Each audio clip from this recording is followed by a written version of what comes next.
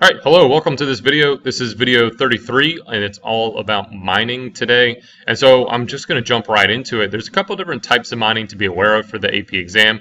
First, one of these is surface mining. And so of the surface mining, you've got a lot of different categories. We'll go over each of them. And there's also subsurface mining as well. And so for mining, we're going to extract all these precious minerals that we talked about in the previous video. And there's a lot of different ways to reach different types of minerals. So make sure you're paying attention to the differences between them and what they're used to extract. First one of these is strip mining. Strip mining, primarily used for coal. For a strip mine to be productive, typically you're going to see a layer of overburden, which is kind of rocks and gravel that is covering up the coal. And then below that, you've got coal. And these are relatively shallow levels here. It's not particularly deep.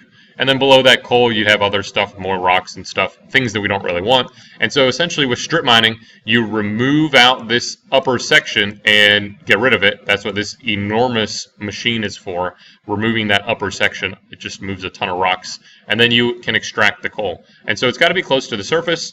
The problem with this is after you've gone through and removed this overburden, you have to kind of replace that as spoil. And so you'll see these big spoil banks here. That's what is pictured in the back over here. These spoil banks are usually susceptible to erosion, and so our standards, at least here in the United States, focus more on the stability of the ground post strip mining, not so much the environment on top of them. And so without having real plants and stuff, you can see this looks like grass and yellow grass at that, erosion and weathering really happens. You also have a lot of toxic wastewater known as tailings. Those tailings are stored in man-made ponds, and they're essentially stored there forever for the most part, or until the water evaporates. But the problem is they can get a heavy rain, and they can wash into streams and stuff, or if there's holes in these man-made ponds or they're not well constructed, it can leach down into the groundwater. Next type is mountaintop removal. So this is kind of after we've used up all the strip mining opportunities, we start removing some mountaintops. And in this case, you've got a mountaintop, and within that mountaintop there is a seam of coal in it, and so essentially we blow the top of the mountain off with explosives, and we get to that that buried coal below. The overburden, all this stuff in top of the mountain here, would be transported into the nearby valley, and so you're going to fill that in, and essentially you end up with this nice flat layer of land. The nice thing, I guess, with this is that that flat land can then be used as very cheap space for airports, prisons, golf courses, etc.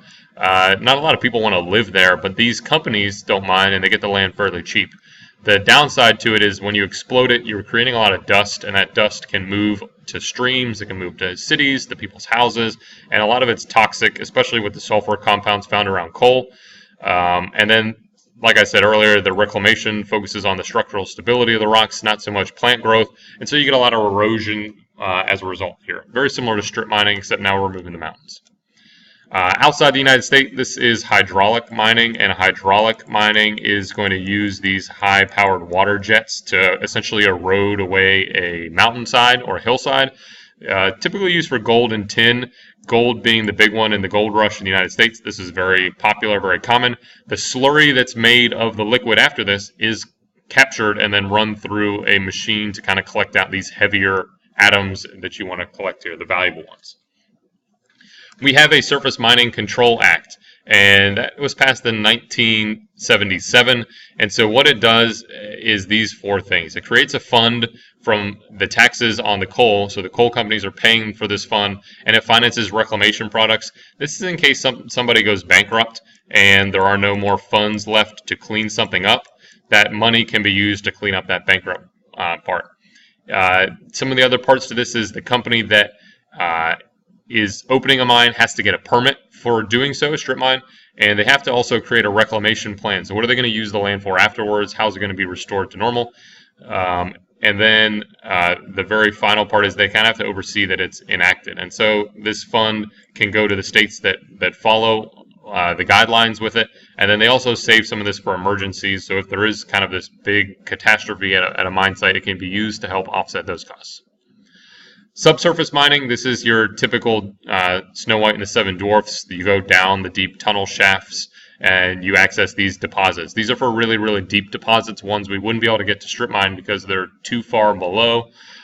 This can lead to subsidence. They're also very prone to flooding and collapsing. And so this type of mining, subsurface mining, very low environmental impacts, but very dangerous for the people that do this because cave-ins, explosions, that kind of stuff. Very, very dangerous type of mining. But impact is very small because it's typically happening deep underground. So some environmental impacts. This is a good picture of strip mining. Here's our fresh overburden here, and there's our spoil banks that they're placing. So after we get to the coal, we're replacing the spoils. This would be a picture of a tailings mine at a copper mine in Faro. I think it's in the west somewhere. And that's my quick rundown on mining. I hope you got a chance to check it out and take some notes while you're doing it. Be prepared to discuss it in class tomorrow. Thank you.